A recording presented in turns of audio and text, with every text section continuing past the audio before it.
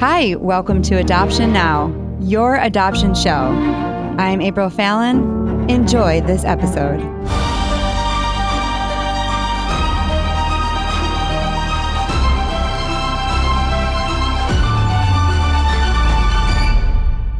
Welcome to Adoption Now, telling your adoption story. I'm your host, April Fallon.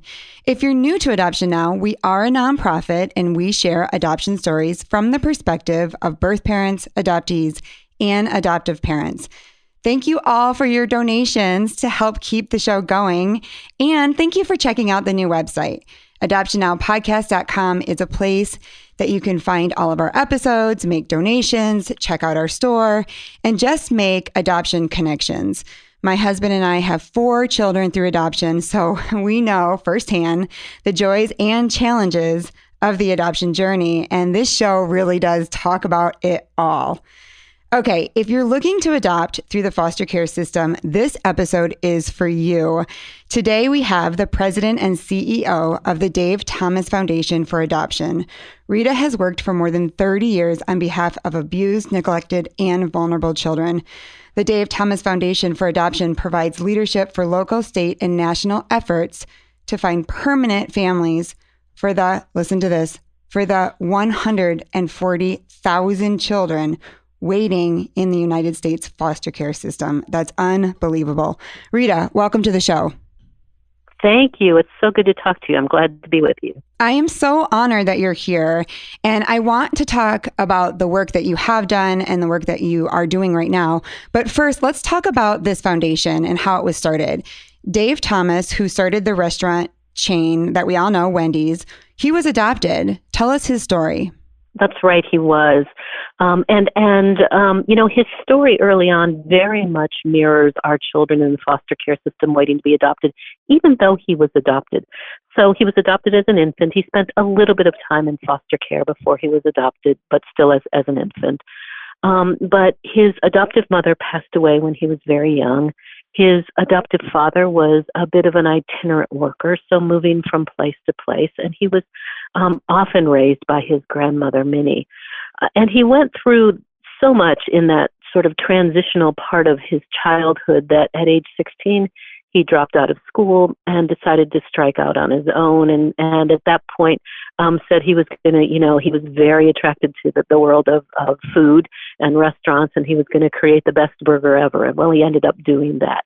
But interestingly, he still credits his family for his success. He understood the value of family. And yet this notion of being raised by a grandparent, of moving from place to place, of leaving home at an early age, of having to figure out life on your own, essentially, is very much what our children in foster care experience when they're waiting to be adopted. So as he was nearing the end of his active career as CEO of the Wendy's company, he very much wanted to put in place what was in the genetic makeup of the Wendy's company, and that's giving back to the community.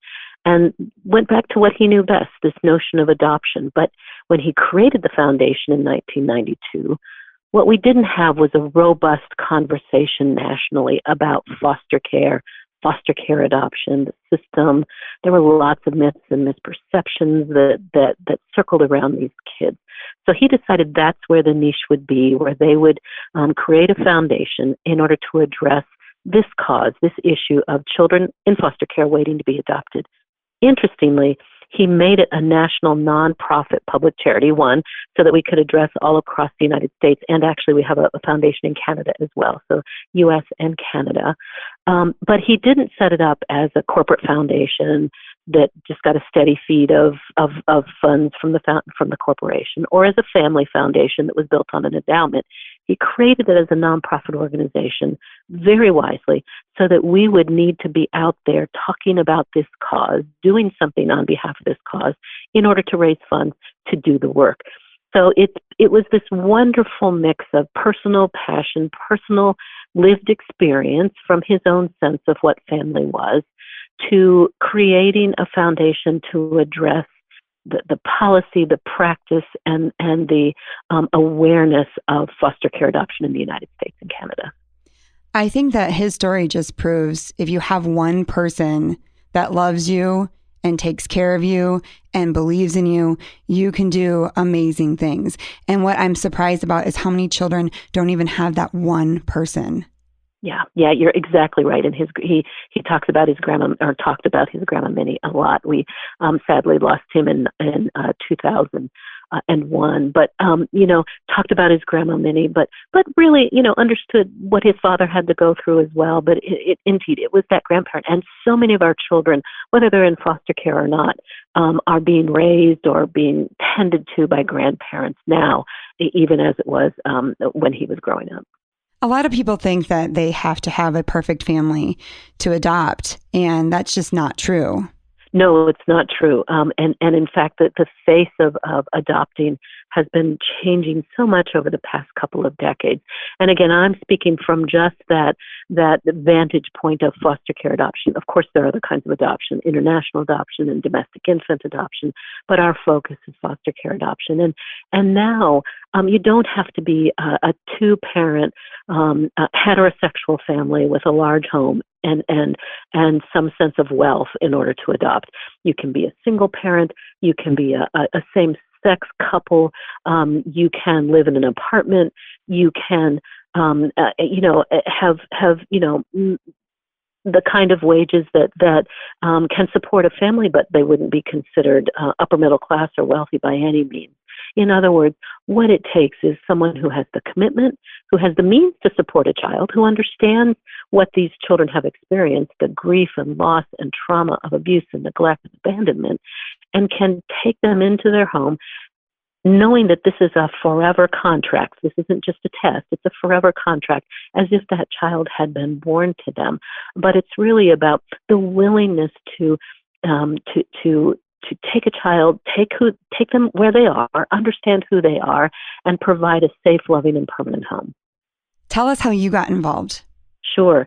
I'm not an adoptive parent, and I wasn't adopted, but I was one of those kids that came out, much to my parents' dismay, came out kicking and screaming, "That's not fair." Whenever it had to do with, in my mind, some perceived injustice for a child. But that stuck with me as I grew up. And when I had my first daughter, there was an instant, and she was an infant, there was an instance of, and I was on a completely different track, but there was an instance of severe abuse with that child, and the child ended up passing away. And I was just primed at that point to say, wait a minute, I had this infant at home. How could this happen? How could we not have protected this child? So I immediately started volunteering with what my local chapter of what was then the National Committee to Prevent Child Abuse. And that volunteer position helped me move into a paid position and learn everything I could about the dynamics of abuse and neglect, of how we do or don't support families that need support, of what happens to these children as they move into a foster care system and then potentially move back home. And from that position, I was able to move nearly a decade later into the executive director position of the court-appointed special advocates program here in Columbus, Ohio. The Dave Thomas Foundation for Adoption is located in Columbus, Ohio. And that was that next stage of, when we haven't prevented abuse with a child, how do we make sure we have the best interest advocates for those children in court? Someone who speaks out for what's best for that child and can tell a judge, here's what we think should happen based on our deep research and our relationship with that child. And so at that stage, for, again, about another decade, I learned the ins and outs of what happens in the court system and who are all the players in a child's case once they're involved in the legal system, which is, by nature, contentious. And how do we support parents, and how do we support children? And then had the opportunity, when the position here at the Dave Thomas Foundation for Adoption opened, to apply for, and was blessed to be selected for this position, which for me kind of feels full circle. Don't know if we're at that full circle yet, but feels full circle of, all right, prevention, intervention moves these children into a status of essentially legal orphans in this country. The court decides, yes, parental rights will be permanently severed from this child, and now it's up to agencies to find a substitute and permanent family. And so the Dave Thomas Foundation for Adoption works just on that, on how do we move these children who have been freed for adoption quickly and effectively and safely into permanent homes. So it's been, I suspect that path perhaps was planned out more than I realized, but it's been one of those, for me, a professional circumstance of right place, right time, of learning, of having mentors and colleagues and relationships that seem to move from one stage to another, and ended up here where we've had just an incredible opportunity to work across the U.S. and Canada on behalf of children waiting to be adopted. So you have a baby and another baby passes away, and you just recognize that vulnerability of children and decided to do something about that. And what I love about that part of your story is, who would have known that this small child that passed away would be the very thing that would change your life? And in that, you would look at your own child and say, I have to do something for other children, not just the children that I have, but going out there and making a difference. Tell us about Wendy's wonderful kids.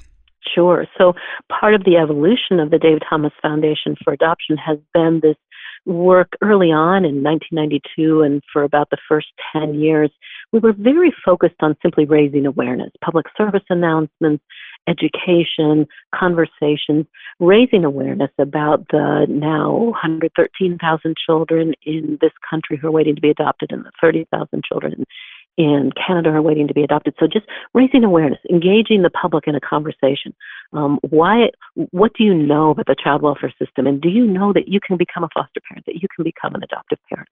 But around 2001, 2002, we said, this is wonderful. We need to keep raising awareness, but we also need to move a little bit away from awareness and into action, because 20,000 children were turning 18 every year who had been freed for adoption. They were in foster care or some sort of substitute placement, and they were turning 18 and they were not getting adopted. And we began to realize that there's something wrong here, and perhaps this is a niche that the Dave Thomas Foundation for Adoption needs to step into to be value added to a system. Can we find a way to address this vulnerable population of children who are at risk of aging out of care? Tell us the stats of children that age out. What happens to them? Yeah, and again, I want to be careful, because it's not because they're bad kids, right? It's because they don't have the safety net and support of a family. But here's what we know based on research. About 1 in 5 youth that first year after they age out of care will be homeless. And those are the ones we know about. So many more are couch surfing or figuring out a way, and they don't become part of a system that counts how many of them are homeless. So 1 in 5, 20%. Only about 50% of these children who age out of care will be employed at age 24. Less than 3% will earn a college degree. We know that about 70% of former female foster youth will be pregnant by age 21. That's not bad in and of itself, but it's a challenge, again, if they don't have families surrounding them, if they haven't had role models to say, here's how you care for an infant, or here are services that you need. And so these horrible statistics about negative outcomes for these kids can be diverted immediately if we simply do what we're supposed to do and find these children a safe, supportive, permanent family that they can count on, that they can come back to if they've, stumbled and lost a job, or their car breaks down, or they just don't even know where to go in terms of trying to find a job or finding a home. So we need to stop that 20,000 children year over year over year, and that's what the Wendy's Wonderful Kids program began to address. And we did that by looking at, what are some of the emerging best practices for these children? What do agencies do if they have a caseload of, say, 200 in their community or in their agency that are close to turning 18 or they're 16, 17? How do they recruit families for these kids? And what we found is a couple of things. We asked dozens and dozens of agencies, and they said, we don't have the financial or the human resources to deal with this population of children. They're in a foster home, they're steady, they'll be fine, and they just could only see to that end of the 18 age. And they're back at the beginning triaging other cases coming into their agency. And so again, we looked at emerging best practices and we found some and we said, great, then here's where we can be value added. We can raise more money. We can find the funding. We can create a model that's based on some existing best practices to say, here's something, here's a way for you to say, here's how I can get these children adopted and pay attention to them. So we set up a pilot project in 2004 and said, we'll give grants. We're a grant-making organization. To any public or private adoption agency that will follow this model we've created. We'll give a grant to hire a full-time adoption professional that will focus on a very small caseload of these children. Rather than 40 or 50 kids, 12 to 15. They have to meet with the child on a regular basis. They have to do a deep dive into the child's case file. They have to learn everyone in the child's case. And by doing all of this work, and they have the time to do the work, and they can build a relationship with this child, what they will learn is there are extended family members, there are former foster parents, there are professionals that surround these children, dozens and dozens, teachers and therapists and attorneys, people that could be potential adoptive parents. Sometimes even the family situation has changed drastically, and the family of origin is safe for this family, for this child now. So the recruiter does that work, and we call it Wendy's Wonderful Kids because we went to our Wendy's partners, franchisees and suppliers and the corporate office and said, if you help us raise more funds, we can fund these recruiters across the nation. They can work on behalf of these children. They can get them adopted. Very quickly, from about 2004 to 2007, we saw significant turnaround of numbers of children, not because it was really magic, but because we were allowing social workers, one, to do good social work because they had the time, and two, they were focusing on children whose case files said this child is unadoptable. They're too old. They're too damaged. They're too dangerous. They're too something, but they're not able to live with a family when we knew that was wrong. And so we grew the program fairly quickly. We put in place a rigorous evaluation from 2007 to 2011 to make sure that on an evaluation basis, on a apples to apples basis, that this program actually works. And what we found in 2011 is that it not only works, but it works exactly for that target population that we were focusing on: teenagers, children in sibling groups, children with special needs, those children most at risk of aging out of care. And what we found is when a child is served by Wendy's Wonderful Kids, they're up to 3 times more likely to be adopted than any other business as usual. And so we called it Wendy's Wonderful Kids to celebrate the fact that our Wendy's folks stepped in and helped us fundraise in a big way. We had the rigorous evaluation that showed that it works. And so now we're taking this program to scale across all 50 states, DC, and hopefully we're in about 16 states now, but the goal is to have it scaled soon and across Canada as well. So it's been this lovely evolution of a program that simply addressed a gap, a need, and addressed the myths and misperceptions about teenagers and about children in sibling groups and about children with special needs, rather than saying, well, they'll be fine on their own at 18, or they'll need to be institutionalized, or, they just need to pull themselves up by their bootstraps and become adults quickly. We want to dismiss all of that and say, no matter what age, no matter what their background, no matter what their journey in child welfare has been, every child deserves a family, and Wendy's Wonderful Kids addresses that. Tell us your favorite story. Oh, there's so many. There are so many, but a couple come to mind. One, and it talks about how this program really works. There was this one young guy that was working with his recruiter and was very shy. And it took her a while to build up a trusting relationship. But when they finally got to that stage, he kept talking about this other young man in his life, his best friend. And he loved doing things with his best friend, but he didn't want to share that he was a foster kid or that he was waiting to be adopted. And so the recruiter began to dig a little bit and made a connection with the best friend's family. They didn't know he was waiting to be adopted. Long story short, she made a match between this child and the best friend's family. They ended up adopting him. But the best part of this is when they were in court, and the judge is ready to say, we want to make this a permanent legal family. He does the right thing by asking children, those that are old enough to respond, what do you think about this? What are your feelings about this? Are you okay with this adoption? And the judge had to prod this little guy and prod him. He was maybe 9, had to keep, he wanted to get an answer out of him if he could, but he didn't want to intimidate him. And finally, when the judge asked one more time before giving up, he said, what's the best thing about this adopted family that you can tell me? And the little guy looked up and looked at the judge and said, now my best friend is also my brother. I mean, that's the wonder of this program. This was a kid at age 9. We know from research that by the time a child turns 9 in foster care, their likelihood of being adopted decreases significantly. So this little guy was right on the path of aging out of foster care, and yet now he was with the kind of family that will support him forever and that he was comfortable with. There's so many other stories where in a child's case file it says, um, they're on tons of medications. They don't believe that this child will advance educationally. That probably on the path to institutionalization. We get them a family who understands their special needs, and suddenly we see a complete turnaround. They're weaned off medication. They're able to advance through school. We have a story of a young autistic boy, CJ, who, when his adoptive family met him at age 8, he was nonverbal and not toilet trained, sitting at the back of the class with no one paying attention to him.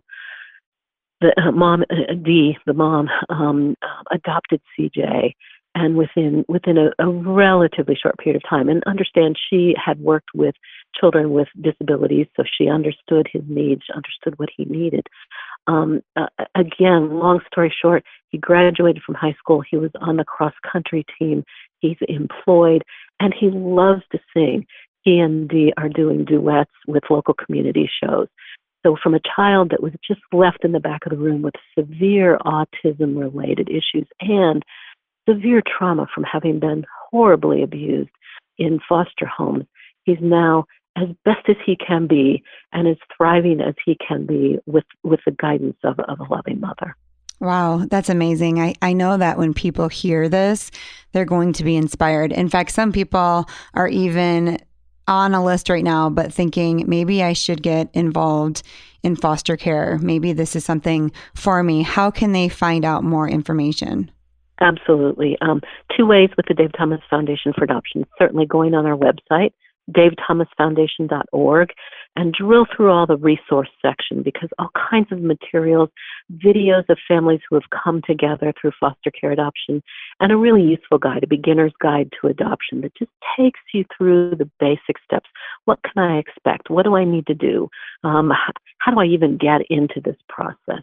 If they'd like a warm voice, we have an 800 line that's answered during Eastern Time business hours, and that's 800 ask ASK DTFA.